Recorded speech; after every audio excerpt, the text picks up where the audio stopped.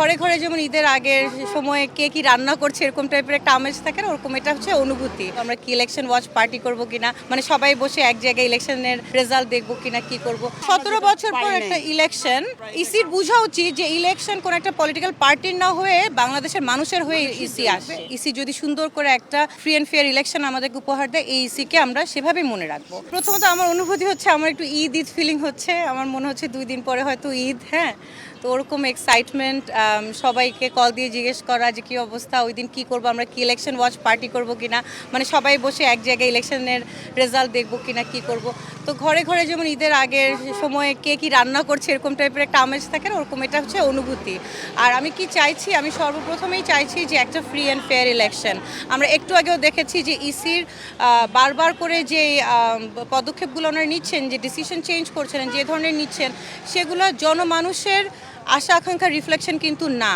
এর আগেও বিএনসিসিকে যখন ওনারা সরালেন তখনও আমরা কিন্তু বলেছি যে এটা ঠিক হয়নি। হ্যাঁ, আমাদের ইউথদের হাত ধরেই আসলে আমাদের করাপশন ফ্রি একটা ট্রান্সপারেন্ট সোসাইটি বিল্ড করতে হবে। সেখানে কেন বিএনসিসিকে সরানো?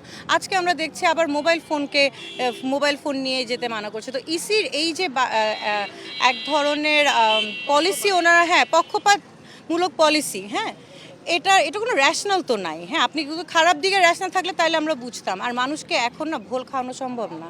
সো আপনারা বলবেন আমরা মেনে নিব, এটা কিন্তু না। আর 17 বছর পর একটা ইলেকশন, ইসির বোঝা উচিত যে ইলেকশন কোন একটা পলিটিক্যাল পার্টির না হয়ে বাংলাদেশের মানুষের হয়ে ইসি আসছে।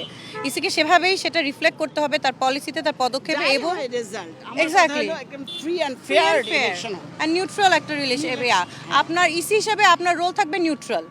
আপনি ইয়াটা ইমপ্লিমেন্ট করবেন ফ্রি অ্যান্ড ফেয়ার এবং উইথ কারেজ অ্যান্ড কনভিকশন। হ্যাঁ, আপনাকে কে কি বললো, কে কোন দল কি বললো, ওইটার উপরে আপনি পলিসি ঘনে ঘনে চেঞ্জ করবেন, এটা তো আসলে উচিত না। তো আমি জিজ্ঞেস করেছেন আমি কি চাচ্ছি, আমি এটা চাচ্ছি ইসি যেন একটা ফ্রি অ্যান্ড ফেয়ার ইলেকশন বাংলাদেশকে দেয়, এবং ইসি যদি এখানে কোনো ধরনের মানে পক্ষপাতিত্ব করে সেটা বাংলাদেশের মানুষ মনে রাখবে। ইসি যদি সুন্দর করে একটা ফ্রি অ্যান্ড ফেয়ার ইলেকশন আমাদেরকে উপহার দেয়, এই ইসিকে আমরা সেভাবেই মনে রাখবো।